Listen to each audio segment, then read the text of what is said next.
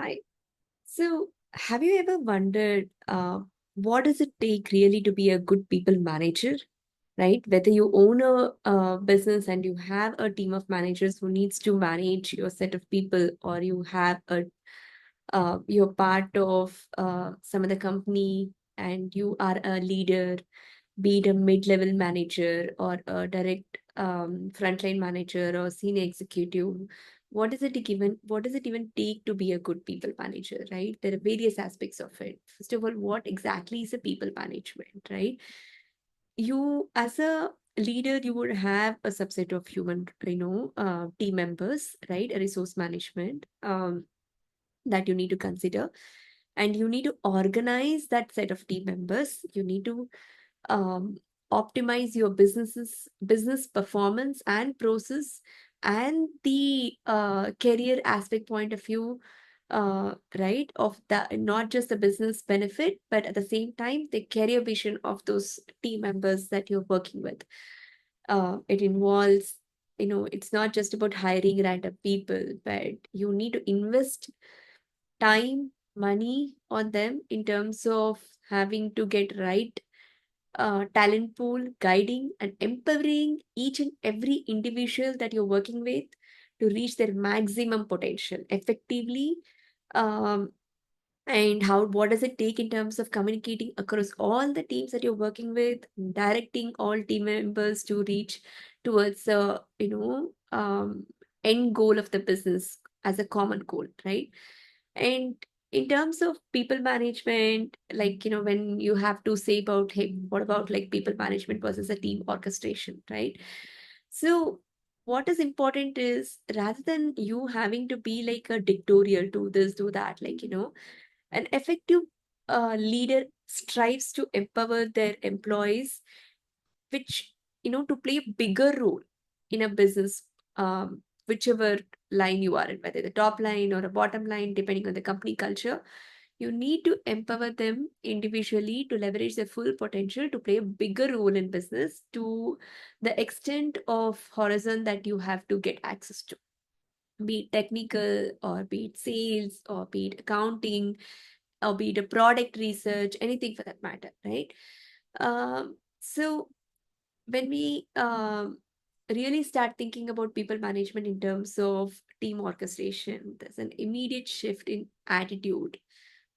Value and impact surfaces in the managers who are actually responsible for the output of that team. It's a very thin line difference at how you approach these people and how you leverage um, that opportunity to have an influence on their career growth plus the business growth, right? um, you need to like understand how to move on from focusing too narrowly on the individual level to taking a more holistic view of activities and the output of the team, right? The transition from telling and directing employees to supporting. Instead of don't be demanding, don't be telling every single time what to do, how to do. Instead, you support them, you empower them, you encourage the autonomy of the team there, right? Rather than communicating rigid expectations, you need to encourage uh, exploration, innovation, and experimentation. Ask them to bring the ideas to the table, how they can actually optimize the process in your organization, how you can benefit the out of those ideas in order to increase the revenue of your business and deliver more in a quicker way, but in a more productive way, right? So it's really important for your company moral values in terms of people management, having to be aligned with proper influence, right? And not to have employee turnover and burnout rates, right? You need to be very sensitive about it.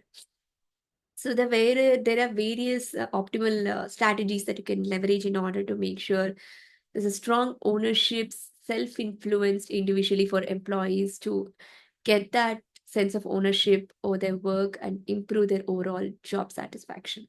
You need to help yourself and your business and your teams to create that solid environment in the workplace that lead them to happier and more productive employees, and the quality of the work output should be driven from the long term aspect, right? The productivity efficiency today, if you be like, if you think about it today, if you be very direction oriented, you can't keep giving the direction ever. The team should be self driven in terms of increasing the productivity and optimize the efficiency of deliverables. So all you have to focus is how you can empower them. First of all, on first place, get right employees to the team, train your team, and let empower them, right, to succeed effectively. Simple. That will help you and your team to be set up for success. You need to, if you want to, it's not just from individual career and the leadership point of view, but it'll also help the business have the competitive advantage in the marketplace with this kind of approach, right? You will be able to bring in right ethics and integrity levels to your teams. Your quality of being as a manager as a honest and as accountable as possible to team, and enhance the trust of culture will really help that ethics.